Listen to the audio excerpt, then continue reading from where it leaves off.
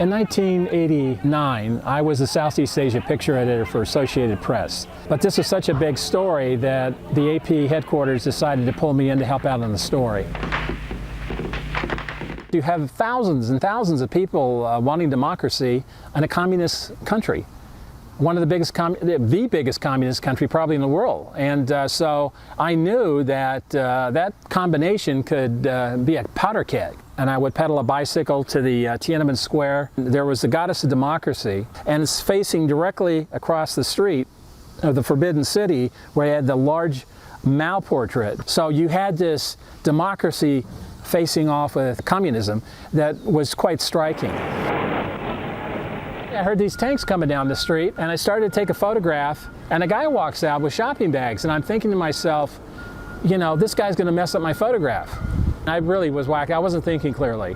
So I just watched them and waited, but they didn't shoot him. I took 3 pictures until I noticed that the shutter was at 30th of a second, which was a disaster. And by the time I figured out what happened, the man was swept away, and I just really thought I lost the photo. The United States and other European countries have made mistakes through history, and they've reconciled those, and they've moved forward.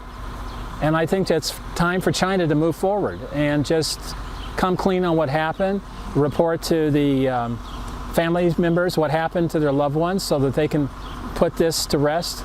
And I think that's the right, decent thing to do.